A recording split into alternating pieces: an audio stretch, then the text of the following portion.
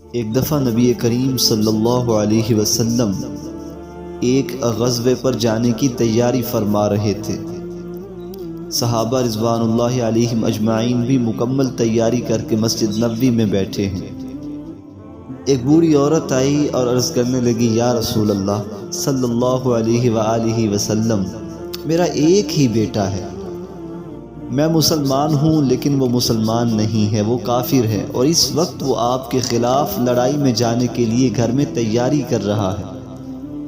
یا رسول اللہ، میں اس سے بڑی محبت کرتی ہوں، مجھے بڑا پیار ہے اس کے ساتھ، میں اس کے بغیر کھانا نہیں کھاتی، جب تک میں اس کو دیکھوں نہ مجھے سکون اور چین نہیں آتا۔ یا رسول اللہ، میں نہیں چاہتی کہ وہ آپ کے خلاف لڑائی میں مارا جائے، اب اس کے لیے ہدایت کی دعا فرما دیجیے۔ نبی کریم صلی اللہ علیہ وسلم نے اس بوڑھی عورت کی یہ حالت دیکھی تو ہاتھ آسمانوں کی طرف اٹھائے اور آپ علیہ الصلوۃ والسلام نے فرمایا، اے پروردگار عالم، اس بوڑھی عورت کے بچے کو ہدایت نصیب فرما دیجیے۔ آپ علیہ الصلوۃ والسلام نے اس خاتون سے فرمایا کہ جاؤ گھر کے اندر، انشاءاللہ اللہ تعالیٰ اس کو ہدایت نصیب فرمائیں گے۔ وہ بوڑھی عورت گھر گئی تو وہ نوجوان کہنے لگا کہ اماں، مجھے نبی کریم صلی اللہ علیہ وسلم کی خدمت میں لے کے جاؤ، میں ان کے ہاتھ پر اسلام قبول کرنا چاہتا ہوں۔ بوڑھی عورت بڑی خوش ہوئی کہ نبی کریم صلی اللہ علیہ وسلم کی دعا قبول فرما لی اللہ تعالیٰ نے۔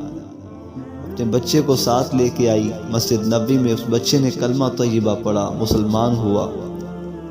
کہنے لگا، یا رسول اللہ، جب میں کافر تھا تو آپ کے خلاف میدان جنگ میں جا رہا تھا، اب میں مسلمان ہوں تو اب بھی میں آپ کی طرف سے کفار کا مقابلہ کرنے کے لیے جاؤں گا، آپ مجھے اجازت دیجیے۔ آپ علیہ الصلوۃ والسلام نے فرمایا کہ اپنی والدہ سے پوچھ لو، اگر یہ اجازت دے دیں تو آپ بھی آ جاؤ۔ تو والدہ سے کہنے لگا، اماں مرنا تو ہے ہی، ایک دن مر تو جانا ہے، کیا ہی اچھا ہوگا کہ مجھے رسول اللہ صلی اللہ علیہ وسلم کی رفاقت ساتھ نصیب ہو جائے، آپ مجھے جانے کی اجازت دے دیں تو آپ کی مہربانی ہوگی۔ تو اماں نے کہا، ٹھیک ہے بیٹا، تمہیں اجازت ہے۔ تو اماں گھر واپس آ گئی، وہ جہاد پر چلے گئے۔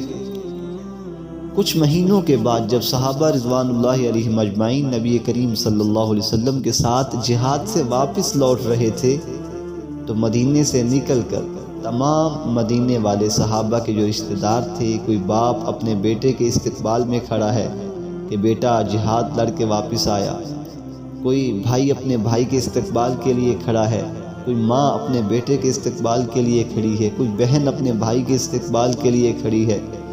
تو وہ بوڑھی اماں بھی اپنے ایک اکیلے بیٹے جس کا شوہر انتقال کر چکا تھا، اس کی ساری دولت، سارا سرمایہ، وہ ایک نوجوان اس کا بیٹا تھا، وہ اس کے انتظار میں کھڑی ہے۔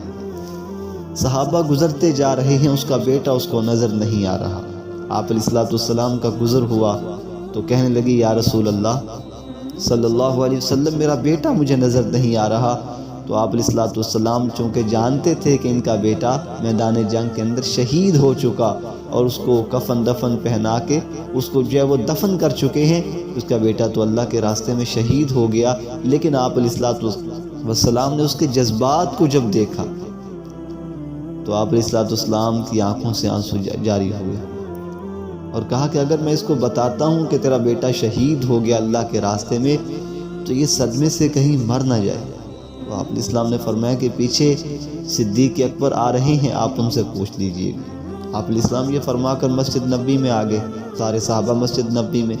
چلتے چلتے پیچھے سے سیدنا ابوبکر صدیق رضی اللہ تعالیٰ عنہ جب آئے تو اس بوڑھی خاتون نے کہا، اے ابوبکر صدیق، میرا بیٹا نظر نہیں آ رہا، وہ کہاں پر ہے؟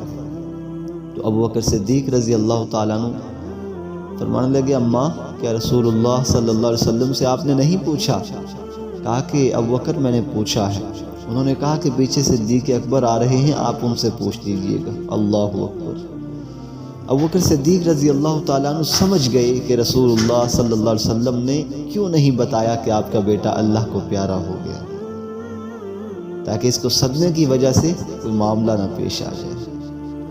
تو کہا کہ اماں آپ کا بیٹا پیچھے آ رہا ہے صحابہ کے ساتھ۔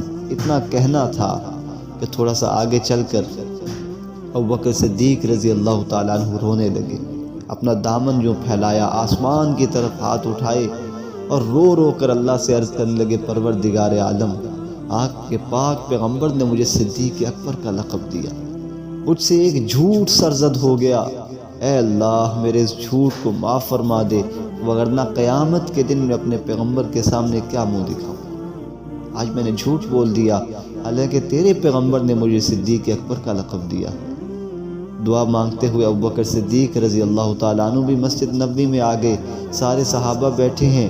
اچانک کیا دیکھتی ہیں کہ دروازے سے وہی بوڑھی خاتون اپنے نوجوان بیٹے کے ساتھ مسجد میں داخل ہو رہی۔ آپ علیہ السلام کی نگاہ نبوت پڑھی، صحابہ نے دیکھا تو حیران ہیں نوجوان کو دیکھ کر، اس کو اپنے ہاتھوں سے ہم نے کفن پہنایا، اپنے ہاتھوں سے اس کو دفن کر کے آئے، تو یہ زندہ کیسے ہو گیا؟ ابھی حیرانگی کا منظر چل رہا ہے۔ آسمانوں سے اللہ تعالیٰ نے جبریل علیہ السلام کو بھیجا اور عرض کی، یا رسول اللہ صلی اللہ علیہ وسلم، کہ اللہ تعالیٰ کی طرف سے یہ پیغام ہے، حیران ہونے کی ضرورت نہیں۔ بعض لوگ اللہ تعالیٰ کے ایسے برگزیدہ ہیں، جب وہ کسی بات کا ارادہ کر لیتے ہیں، کسی بات پر قسم اٹھاتے ہیں یا کوئی بات کر گزرتے ہیں، اللہ تعالیٰ ان کی بات کو پورا فرما دیتے ہیں۔ آپ کے ابوبکر صدیق رضی اللہ تعالیٰ عنہ کے تڑپ اور فکر اور غم نے اس نوجوان کو دوبارہ زندہ کروا دیا۔ اللہ تعالیٰ نے ابوبکر صدیق کے اس کلمات کو پورا فرما دیا اور اس نوجوان کو دوبارہ زندگی عطا فرما دی۔ یہ سیدنا ابوبکر صدیق رضی اللہ تعالیٰ عنہ کی صداقت کی واضح اور چشمدید دلیل ہے۔ تو ابوبکر صدیق رضی اللہ تعالیٰ عنہ اس امت کے سرمایہ تھے۔ آپ علیہ السلام کے بعد پوری کائنات میں سب سے افضل ترین اگر کوئی انسان ہے تو وہ سیدنا ابوبکر صدیق رضی اللہ تعالیٰ عنہ ہیں، جنہوں نے آخری دم تک اپنا جان، اپنا مال، اپنا وقت اسلام کے لیے وقف فرمایا۔